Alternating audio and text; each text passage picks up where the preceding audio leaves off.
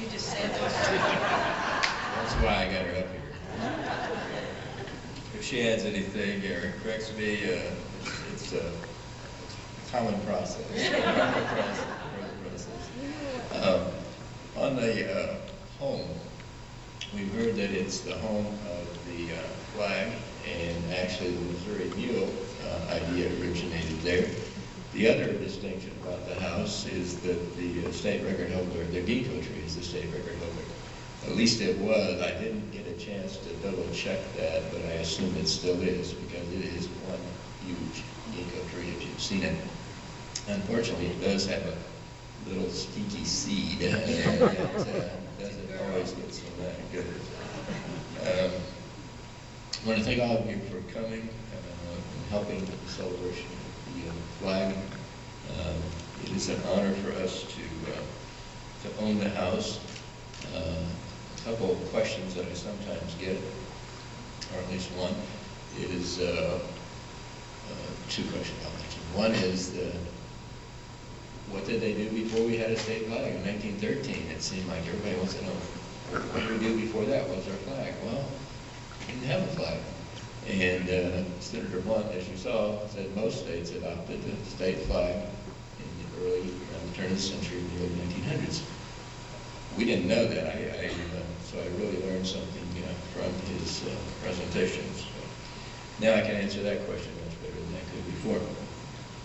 The other question is, you bought the house in 2002. Why did it take you so long to do anything, Well, my wife kind of prefers the other house that we lived in, and actually that may be connected with the Olivers as well, because one of the owners of the house was McFarland, and when Colonel Oliver was here talking with him, he said... And he has recently passed away. He was in his 90s then. And he would have loved to have been here, I know that, because he was so excited about the project. Him and he had talked about coming, but it's not a good one. But he mentioned that he referred to it as Uncle Mac's house, so I don't know if there was an actual connection or a friend, but that's the house by City Hall, 6 out of 10. But when the celebration came about and I saw this happening, and I liked the whole thing better. So it's been the party for it, all that kind of stuff. The project is, it's been tough, to be honest. It always takes longer than you think if you've been into restoration projects. You get your hands dirty.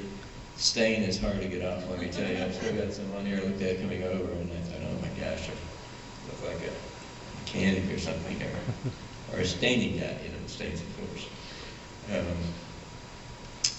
We've made a lot of progress in the last 6 months or so. We really started hitting it, because this deadline, which used to seem so far away, all of a sudden was coming closer and closer and closer.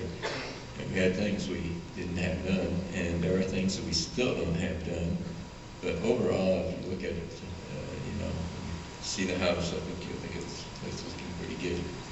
So we're getting there. We'll finish some things afterwards. I do want to announce that we have set up, Marianne and I have set up a foundation.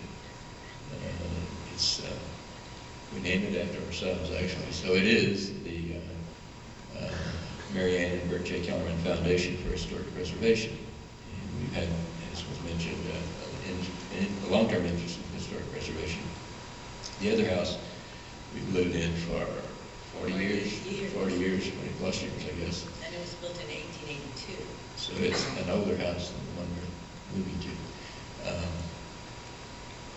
We also restored a building downtown, which Steve mentioned, and it is on the National Register. So we own 3 National Register properties. I think the most significant one is the Oliver Living House, though. It has a stronger history than the other 2, and we're proud to be a part of it.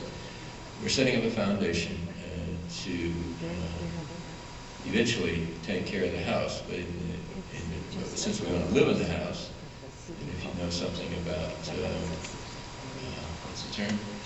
Charitable remainder trust. Self-dealing. Self-dealing, yeah. So you can't get advantage of that house because of tax rules. So we can't live in it and yet donate it at the same time. And so we are going to live in the house after spending all the money buying the house, fixing it up. We do want to live in it for a while.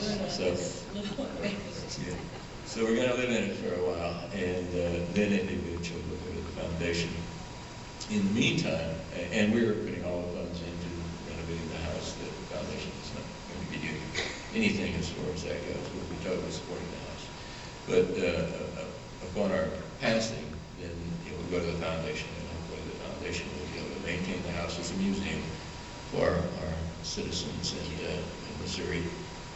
Hopefully we'll have enough money there that we can keep it going, and it will be something you can enjoy by the public. With furnishings, the oriental rugs, the art, I mean, it all, that's a part of the deal. It's just to stay intact and be a museum with all those items in it, furnished. And so some of the...